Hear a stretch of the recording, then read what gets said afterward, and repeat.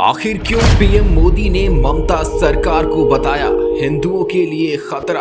आखिर कौन सी बात पर बंगाल की जनता को किया गया सावधान? ऐसा क्या कह दिया पीएम मोदी ने पश्चिम बंगाल के बैरकपुर में, जिससे हिल गई सियासत? लोकसभा चुनाव के बीच में सियासी माहौल काफी गरमाया हुआ है। अगर बात पश्चिम बंगाल की करें तो प्रधानमंत्री मोदी लगातार जनता के बीच रैली करते हुए दिख रहे हैं और बंगाल की जनता को सतर्क करने में लगे हुए हैं। उन्होंने ममता बनर्जी को हिंदुओं के लिए खतरा बताया और कहा कि बंगाल में ममता सरकार राम का नाम नहीं लेने देगी। यह जनसभा पश्चिम बंगाल के बैरकपुर का है, जहां मोदी ने ममता सरकार पर जमकर निशाना साधा है। आइए जानते हैं क्या कुछ कहा पीएम मोदी ने, लेकिन उससे पहले स्वागत है आपका जीवीएन 24 पर। मैं हूं आपके साथ अपराजिता। राजनीति की बात करें तो उसमें धार्मिक दृष्टिकोण न आए, ऐसा भला कैसे हो सकता है? अभी हाल ही में पीएम मोदी पहुंचे हैं पश्चिम बंगाल और जनता के सामने कई ऐसी बातें बोली जिससे शायद ममता सरकार हिल जाएगी। प्रधानमंत्री नरेंद्र मोदी ने रविवार को पश्चिम बंगाल के बैरकपुर में एक चुनावी जनसभा को संबोधित किया।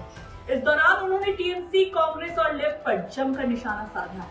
ममता सरकार पर हमला बोलते हुए पीएम मोदी ने कहा कि पश्चिम बंगाल में हिंदुओं को दोयम दर्जे का नागरिक बनाकर रख दिया है। टीएमसी के नेता कहते हैं कि हिंदुओं को नदी में बहा देंगे। वह यहीं पर नहीं रुके।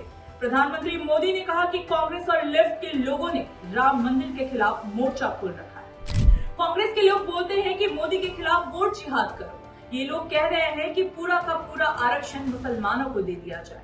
कर्नाटका में कांग्रेस ने ओबीसी का रिजर्वेशन मुसलमानों को दिया।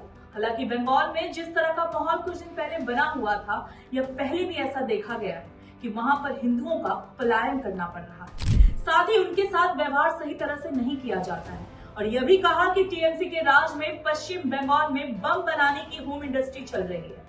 टीएमसी के संरक्षण में घुसपैठिए फल फूल रहे हैं। इन सबको मद्देनजर रखते हुए प्रधानमंत्री ने पश्चिम बंगाल की जनता को अलर्ट किया है और सावधानी बरतने को कहा है। साथ ही सोच समझकर चुनाव में अपना मत देने के लिए भी आगाह किया है। वैसे ये तो चुनावी मसला है, पर बंगाल में पिछले कुछ समय से जो हालत बने हुए हैं उसको देखकर तो यही लगता है कि वाकई वहां की जनता को सोच समझकर सरकार चुनने की आवश्यकता है, क्योंकि बंगाल में दंगे फसाद अब आम सी बात हो गई है और आए दिन वहां पर मार काट देखने सुनने को मिलता रहता है।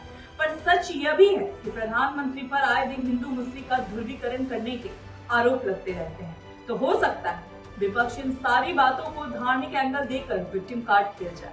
खैर, ये तो आने वाला वक्त ही बताएगा कि प्रधानमंत्री के संबोधन का जनता पर किस तरह से प्रभाव पड़ता है। इस बार के चुनाव में बंगाल की जनता बीजेपी को चुनती है या फिर वापस से टीएमसी की सरकार बनती है।